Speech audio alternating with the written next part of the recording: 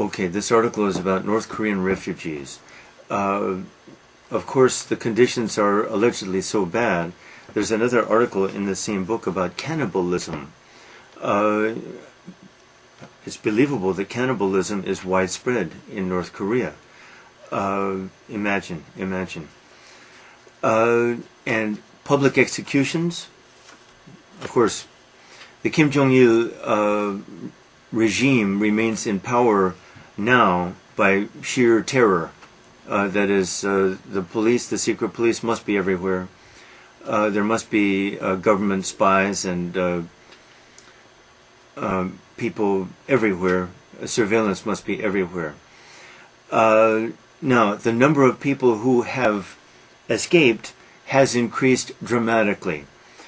In 2000, the number was up to 303 in 1 year.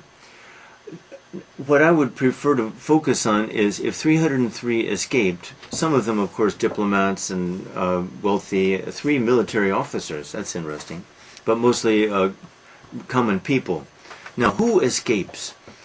It's not the very poor because one needs money to escape. It's kind of what might be loosely called a middle class, which hardly exists in North Korea. Why? Because the only way they will be successful is by paying off guards. And the guards want money. Unless there are literally guards who look the other way out of sheer compassion. But I doubt that because they fear. If they were detected at this, they and their whole families would be killed. No question. That's the way it works. So, if 303 escaped, how many got caught and were killed? That's a scary thought in itself. Another idea that's here, they are applying for refugee status. That is, they are not simply escaping from their country to another country, but they are refugees from a disaster or from a tyrannical, monstrous regime. It is a monstrous regime. It is a frightening. Imagine the fear. Imagine the fear that North Koreans live in. Now, an interesting side note is the existence of the black market in North Korea.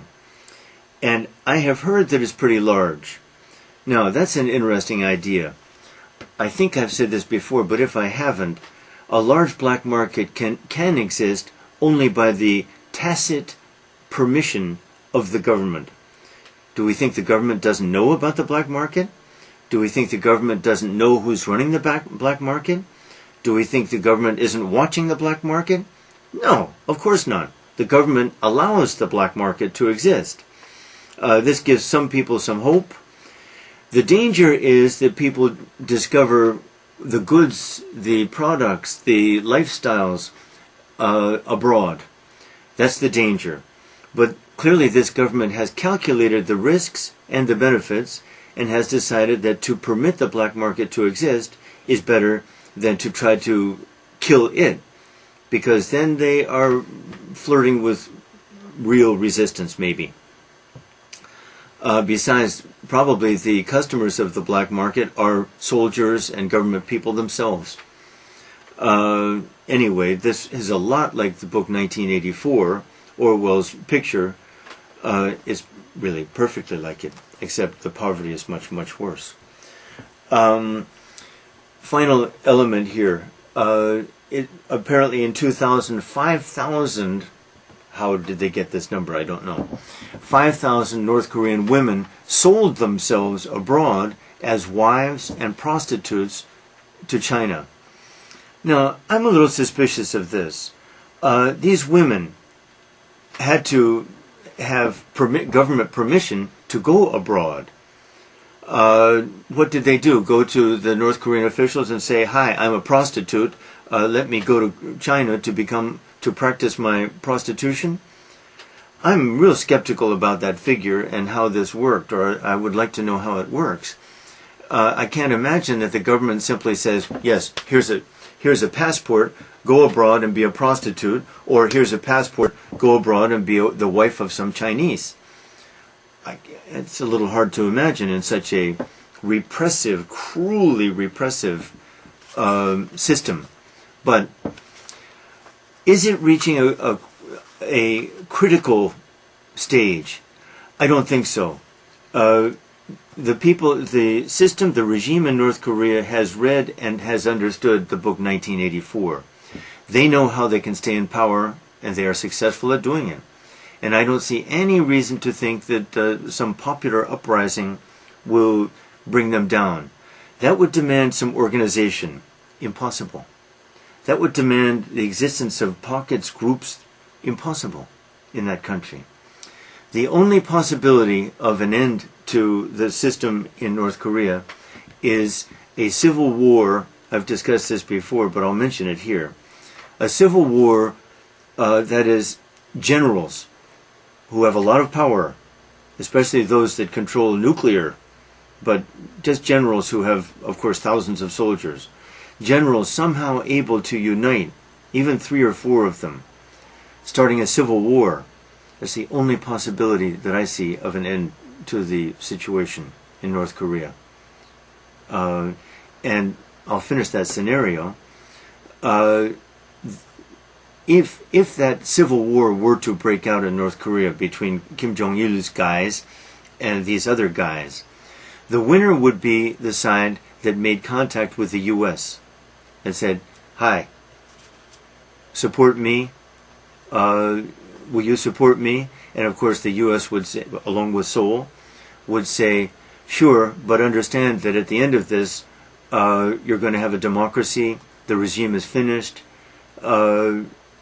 We will protect you, but you're not going to become the new Kim Jong Il.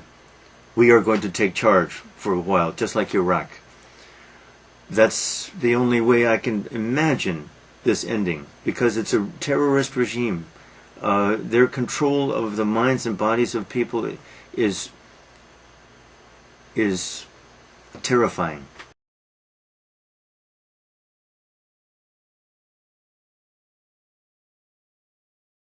North Korean refugees. 1. What are some aspects of life in North Korea? 2. How many people escaped from North Korea in 2000? 3. Who can escape from North Korea? 4. What are North Korean escapees applying for and why? 5. What's the danger of the black market to Kim Jong Il's regime? 6.